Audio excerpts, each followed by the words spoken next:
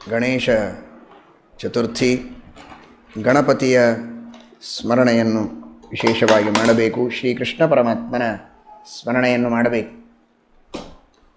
ಗಣಪತಿ ಹೇಳಿದಂತೆ ಈ ಚತುರ್ಥಿಯ ದಿನ ಚಂದ್ರನ ದರ್ಶನವನ್ನು ಮಾಡಿದರೆ ಅಪವಾದಗಳು ಬರ್ತದೆ. ಎಲ್ಲ ಸತ್ಕಾರ್ಯಗಳನ್ನೇ ಮಾಡಿದವನಾಗಿದ್ದರೂ ಕೂಡ ತಪ್ಪು ಮಾಡದಿದ್ದರೂ ತಪ್ಪು ಮಾಡಿದ್ದಾನೆ ಅಂತ ಅವನಿಗೆ ಅಪವಾದಗಳು ಬರ್ತದೆ. ಆ ಅಪವಾದಗಳ ಪರಿಹಾರ ಮಾಡಿಕೊಳ್ಳುವುದು ಹೇಗೆ?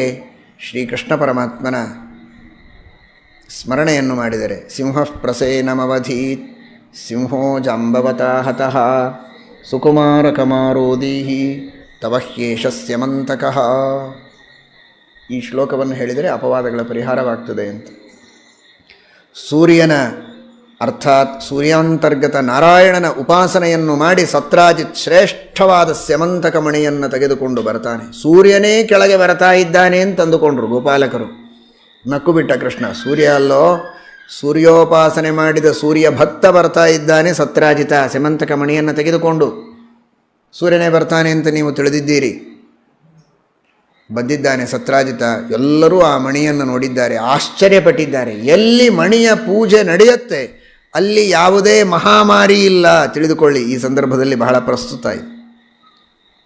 ಮಹಾಮಾರಿ ದೋಷದ ಪರಿಹಾರಕ್ಕಾಗಿ ಆ ಸತ್ಯಭಾಮಾದೇವಿಯನ್ನು ಮದುವೆ ಮಾಡಿಕೊಂಡು ಸ್ಯಮಂತಕ ಮಣಿಯನ್ನು ಪುನಃ ತಂದುಕೊಟ್ಟಂತಹ ಪರಮಾತ್ಮನ ಸ್ಮರಣೆ ಮಾಡಿದರೆ ಮಹಾಮಾರಿಯ ಪರಿಹಾರವಾಗುವುದರಲ್ಲಿ ಯಾವ ಸಂಶಯ ಇಲ್ಲ. ಎಲ್ಲ ಮಹಾಮಾರಿ ರೋಗಗಳು ಅರಿಷ್ಟಗಳು ಯಾವುದೂ ಇಲ್ಲದೇ ಇರುವಂತೆ ಆ ಸ್ಯಮಂತಕ ಮಣಿ ಪರಿಹಾರವನ್ನು ಮಾಡುತ್ತದೆ.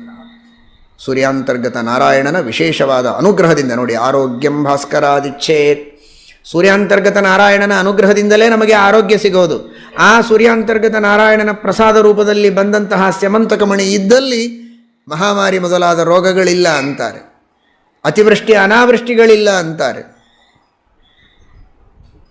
ನಿತ್ಯದಲ್ಲಿಯೂ ಕೂಡ 160 ತೊಲಿ ಬಂಗಾರವನ್ನು ಕೊಡ್ತಿತ್ತು ಪೂಜೆಯನ್ನು ಮಾಡಿದರೆ. ಪೂಜೆ ಮಾಡಿದರೆ ಕಣ್ಣು ಮುಚ್ಚಿ ಪೂಜೆ ಮಾಡಿ ಕಣ್ಣು ತೆಗೆದರೆ 160 ತೊಲಿ, 8 ಭಾರ. ಒಂದು ಭಾರ ಅಂದರೆ 20 ತೊಲಿ, 8 ಭಾರ ಬಂಗಾರವನ್ನು ಕೊಡ್ತಾ ಇತ್ತು ಆ ಸ್ಯಮಂತಕ ಮಣಿ. ಅಂತಹ ಅದ್ಭುತವಾದ ಸ್ಯಮಂತಕ ಮಣಿ ಬಹಳ ಚೆನ್ನಾಗಿದೆಯಲ್ಲೋ, ನನಗೆ ಕೊಟ್ಬಿಡ್ತೀಯಾ ಅಂತ ಒಂದು ಮಾತು ಅಂದ ಕೃಷ್ಣ.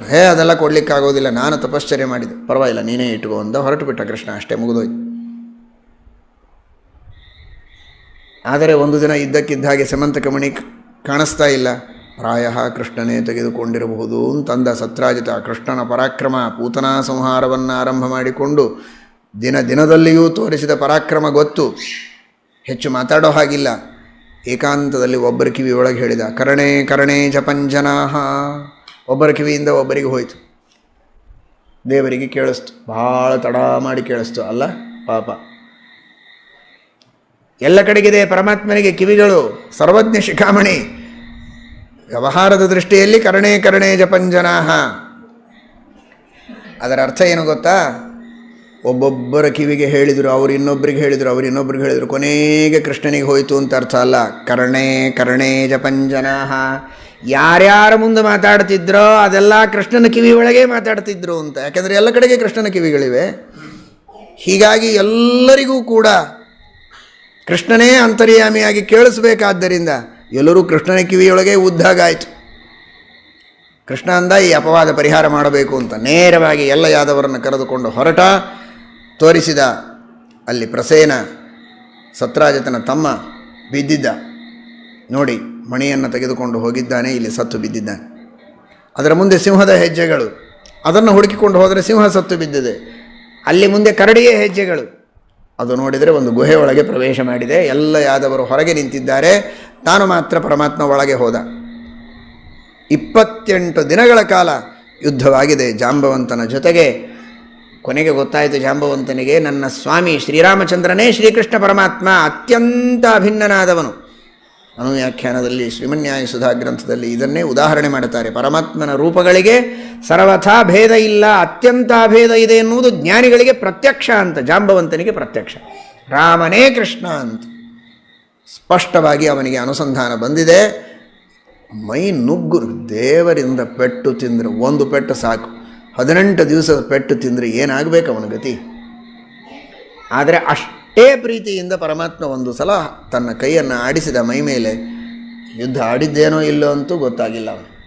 ಮತ್ತೆ ಧೃಷ್ಟಪುಷ್ಟನಾಗಿ ತರುಣನಾಗಿ ತಯಾರಾಗಿದ್ದಾನೆ. ತ್ರೇತಾಯುಗದ ಜಾಂಬವಂತ ದ್ವಾಪರ ಯುಗದ ತರುಣನಾಗಿ ತಯಾರಾದ. ತಾನು ಮಾಡಿದ ಅಪರಾಧದ ಪರಿಹಾರಕ್ಕಾಗಿ ತನ್ನ ಮಗಳಾದ ಜಾಂಬವತಿಯನ್ನು ಕೊಟ್ಟು ಮದುವೆ ಮಾಡಿ ಸೆಮಂತಕ ಮಣಿಯನ್ನು ಸಮರ್ಪಣೆ ಮಾಡಿದ್ದಾನೆ ಪರಮಾತ್ಮನಿಗೆ. ಅದನ್ನು ತಂದು ಸಭಾಮಧ್ಯದಲ್ಲಿ ಸತ್ರಾಜಿತನಿಗೆ ಶ್ರೀಕೃಷ್ಣ ಪರಮಾತ್ಮ ಕೊಡ್ತಾನೆ. ನಾನು ತೆಗೆದುಕೊಂಡದ್ದಲ್ಲ, ಇಷ್ಟು ಜನ ಸಾಕ್ಷಿ ಇದ್ದಾರೆ ನೋಡು ಅಂತ. ಆಗ ಅವನೂ ಕೂಡ ಬೇರೆ ಏನು ಮಾತಾಡಲಿಕ್ಕೆ ಗೊತ್ತಾಗದೆ ತನ್ನ ಮಗಳಾದ ಸಾಕ್ಷಾನ್ ಮಹಾಲಕ್ಷ್ಮೀದೇವಿಯ ಅವತಾರ. ಜಾಂಬವತಿಯಲ್ಲಿ ಕೇವಲ ಲಕ್ಷ್ಮೀದೇವಿಯ ಸನ್ನಿಧಾನ, ಆದರೆ ಸಾಕ್ಷಾತ್ ಮಹಾಲಕ್ಷ್ಮಿಯ ಅವತಾರಳಾದಂತಹ ಸತ್ಯಭಾಮಾದೇವಿಯನ್ನು ಕೊಟ್ಟು ಸೆಮಂತಕಮಣಿಯನ್ನು ಕೊಟ್ಟು ಮದುವೆ ಮಾಡಿಕೊಟ್ಟಿದ್ದಾನೆ. ಆ ಸೆಮಂತಕಮಣಿಯನ್ನು ಅಕ್ರೂರನ ಹತ್ತಿರ ಇಟ್ಟಿದ್ದಾನೆ. ನೀನೇ ಇಟ್ಟುಕೋ, ಇದನ್ನು ಪೂಜೆ ಮಾಡ್ತಾ ಇರು ಅಂತ. ನೀನೇ ಇಟ್ಟುಕೋ ಅಂತ ಸತ್ರಾಜಿತನಿಗೆ ಕೊಟ್ಟಿದ್ದಾನೆ. ಮುಂದೆ ಅಕ್ರೂರನಿಗೆ ಕೊಡ್ತಾನೆ. ಸತ್ರಾಜಿತನಿಗೆ ಕೊಟ್ಟು ಪೂಜೆ ನೀನು ಮಾಡು, ಅದರಿಂದ ಬಂದ ಬಂಗಾರ ಮಾತ್ರ ನನ್ನ ಮನೆಗೆ ಕಳಿಸು ಅಂತ ಪರಮಾತ್ಮ ಹೇಳಿದ. ಈ ರೀತಿ ಈ ಕಥೆಯಲ್ಲಿ ನಾವು ತಿಳಿಯಬೇಕಾದ ತತ್ವ ಎಲ್ಲವೂ ದೇವರದೇ. ದೇವರೇ ಕೊಟ್ಟದ್ದು. ಸೂರ್ಯಾಂತರ್ಗತ ನಾರಾಯಣನೇ ಕೊಟ್ಟದ್ದು ಮಣಿ. ಆ ಸೂರ್ಯಾಂತರ್ಗತನಾದ ಶ್ರೀಕೃಷ್ಣನೇ ಮತ್ತೆ ಕೇಳಿದಾಗ ಕೊಟ್ಟಿಲ್ಲ. ಅದು ದೊಡ್ಡ ತಪ್ಪು ಸತ್ರಾಜಿತ ಮಾಡಿದ್ದು. ಎಲ್ಲವೂ ದೇವರದು. ದೇವರದನ್ನು ದೇವರಿಗೆ ಒಪ್ಪಿಸುವುದಕ್ಕೆ ನಾವೆಂದಿಗೂ ಹಿಂದೆ ಏಟು ಹಾಕಬಾರದು, ಆಲೋಚನೆ ಮಾಡಬಾರದು. ನೋಡಿ, ಮತ್ತೆ ಇನ್ನೊಂದೇನು ತೋರಿಸಿದ ದೇವರು. ತೊಗೊಂಡು ಹೋದ್ನ ತಾನು ಮಣಿ ಇಲ್ಲ, ಮತ್ತೆ ಸತ್ರಾಜಿತನಿಗೆ ಕೊಟ್ಟ. ನಾವು ದೇವರಿಗೆ ನೈವೇದ್ಯ ಸಮರ್ಪಣೆ ಮಾಡಿದರೆ ಅದನ್ನು ಸ್ವೀಕಾರ ಮಾಡೋದು ನಾವೇ. ಸಾರಭಾಗವನ್ನು ಮಾತ್ರ ದೇವರು ಸ್ವೀಕಾರ ಮಾಡುತ್ತಾನೆ, ಮತ್ತು ನಮಗೆ ಕೊಡ್ತಾನೆ. ಅಷ್ಟಕ್ಕೂ ನಾವು ದೇವರಿಗೆ ಸಮರ್ಪಣೆ ಮಾಡೋದಿಲ್ಲ ಅಂತ ಹೇಳಿದರೆ ಅದು ತಪ್ಪು. ಆ ರೀತಿ ಮಾಡಬಾರದು. ಶ್ರೀಮದ್ಭಾಗವತ ಹೇಳುವಂತೆ ಎಲ್ಲವನ್ನೂ ಪರಮಾತ್ಮನಿಗೆ ಸಮರ್ಪಣೆ ಮಾಡಬೇಕು ಅಂತ. ಪರಸ್ಮೈ ಸನ್ನಿವೇದಯೇತಂತೆ.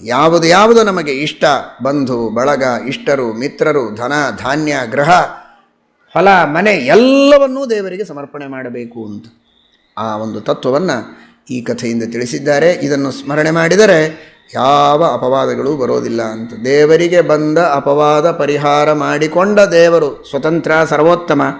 ಆ ಸ್ಮರಣೆಯನ್ನು ಮಾಡಿದರೆ ನಮ್ಮ ಅಪವಾದಗಳೆಲ್ಲ ದೂರವಾಗ್ತದೆ. ಸಿಂಹ ಪ್ರಸೇನಮವಧೀತ್ ಸಿಂಹೋ ಜಾಂಬವತಾ ಹತಃ ಸುಕುಮಾರಕಮಾರೋದೀಹಿ ತವಹ್ಯೇಷಸ್ಯ ಮಂತಕಃ. ಪರಮಾತ್ಮ ಎಲ್ಲ ಜೀವರಾಶಿಗಳ 3 ಅವಸ್ಥೆಗಳಿಗೆ ಪ್ರೇರಕನಾಗಿದ್ದಾನೆ. ಜಾಗ್ರದವಸ್ಥೆ, ಸ್ವಪ್ನಾವಸ್ಥೆ, ಸುಷುಪ್ತ್ಯವಸ್ಥೆ. ಜಾಗ್ರದವಸ್ಥೆಗೆ ಪ್ರೇರಕನಾದ ಪರಮಾತ್ಮನಿಗೆ ವಿಶ್ವ ಅಂತಾರೆ. ಸ್ವಪ್ನಾವಸ್ಥೆಗೆ ಪ್ರೇರಕನಾದ ಪರಮಾತ್ಮನಿಗೆ ತೈಜಸ ಅಂತಾರೆ. ಆ ಎರಡೂ ರೂಪಿಯ ಸುಷುಪ್ತವಸ್ಥೆಗೆ ಪ್ರೇರಕನಾದವನು ಪ್ರಾಜ್ಞ, ಮೋಕ್ಷಾವಸ್ಥೆಗೆ ಪ್ರೇರಕನಾದವನು ತುರಿಯ ವಾಸುದೇವ. ಆ ಜಾಗ್ರದವಸ್ಥೆಗೆ ಪ್ರೇರಕನಾದ ವಿಶ್ವನಾಮಕ ಪರಮಾತ್ಮನಿದ್ದಾನಲ್ಲ, ಅವನಿಗೆ 19 ಮುಖಗಳು. ಸಪ್ತಾಂಗ 19 ಮುಖ. ಸ್ಥೂಲಭುಗ್ ವೈಶ್ವಾನರ ಪ್ರಥಮ ಪಾದ ಅಂತ ಮಾಂಡೂಕೋಪನಿಷತ್ತು ಹೇಳುತ್ತದೆ. ಅವನಿಗೆ 7 ಅಂಗಗಳು, 2 ಕೈ, 4 ಕೈಗಳು, 2 ಕಾಲು, 1 ಸೊಂಡಿಲು. ಈ ರೀತಿ 7 ಅಂಗಗಳು. ವಿಶ್ವ ಹಾಗೂ ತೈಜಸ ಎರಡೂ ಭಗವಂತನ ರೂಪಗಳು ಒಂದೇ ಥರ ಇವೆ. ಮಧ್ಯದಲ್ಲಿ ಗಜಮುಖ, ಈ ಕಡೆಗೆ 9 ಪುರುಷಮುಖ, ಈ ಕಡೆಗೆ 9 ಪುರುಷಮುಖ, ಮಧ್ಯದಲ್ಲಿ ಮಾತ್ರ ಗಜಮುಖ. ಸಪ್ತಾಂಗ 19 ಮುಖ ಪ್ರವಿವಿಕ್ತಭುಕ್ ತೈಜಸ ದ್ವಿತೀಯ ಪಾದ. ಹೀಗೆ ವಿಶ್ವನಾಮಕ ಪರಮಾತ್ಮ ಹಾಗೂ ತೈಜಸನಾಮಕ ಪರಮಾತ್ಮ ಎರಡೂ ಭಗವಂತನ ರೂಪಗಳು ಕೂಡ ಮಧ್ಯದಲ್ಲಿ ಗಜಮುಖ, 2 ಭಾಗಗಳಲ್ಲಿ 9 ಪುರುಷ ಮುಖಗಳು.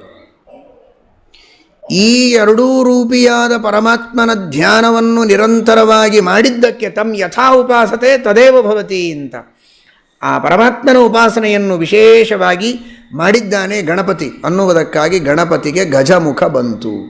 ಗಜಮುಖದ ವಿಶ್ವ ತೈಜಸರ ಉಪಾಸನೆಯನ್ನು ನಿರಂತರವಾಗಿ ಮಾಡಿದ್ದಕ್ಕೆ ಗಣಪತಿಗೂ ಗಜಮುಖವನ್ನು